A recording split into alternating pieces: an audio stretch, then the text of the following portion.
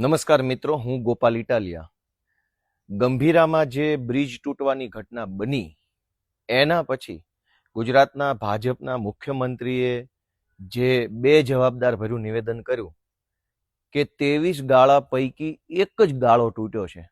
આટલું બધું શરમજનક અને બિનસંવેદનશીલ નિવેદન કર્યું તે બદલ મેં એક કવિતાની રચના કરી છે. આજે જ 10 તારીખે ગુરુ પૂર્ણિમાના દિવસે મારા મનમાં જે શબ્દો સ્ફુર્યા એ મેં લખ્યા છે અને હું ગુજરાતના ભાજપના સૌ નેતાઓને આ કવિતા સમર્પિત કરવા માંગુ છું. દાદા કહે છે કે પુલ નહીં, તૂટ્યો છે ફક્ત એક જ ગાળો. દાદા કહે છે કે પુલ નહીં પણ તૂટ્યો છે ફક્ત એક જ ગાળો. ભાજપની સત્તાને કોણ સમજાવે કે તૂટ્યો છે પરિવારનો આખો માળો. દાદા કહે છે કે પુલ નહીં પણ તૂટ્યો છે ફક્ત એક જ ગાળો. સત્તાને કોણ સમજાવે કે તૂટ્યો છે પરિવારનો આખો માળો. મોરબીથી લઈને ગંભીરા સુધી બ્રિજ તૂટે ને ઉગે છે દિવસ કાળો. રોજ એટલી બધી દુર્ઘટના બને, સવાર પડે ત્યારે ખબર પડે કે આવું થઈ ગયું. કે મોરબીથી લઈને ગંભીરા સુધી બ્રિજ તૂટે ને ઉગે છે દિવસ કાળો. ભ્રષ્ટાચારે મૂકી છે એવી માજા કે નથી કોઈ એને રોકવા વાળો.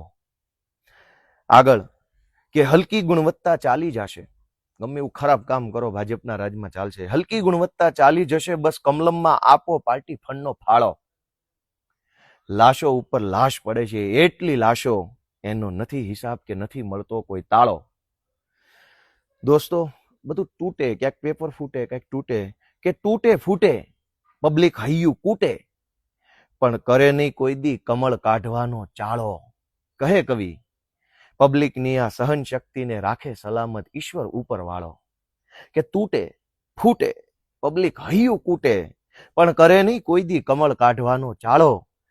કહે કવિ, પબ્લિકની આ સહન શક્તિને રાખે સલામત ઈશ્વર ઉપર વાળો. અને છેલ્લી લાઈન છે કે ગોપાલ ઇટાલિયા બે હાથ જોડીને વિનવે છે કે હવે સૌને પાછા વાળો.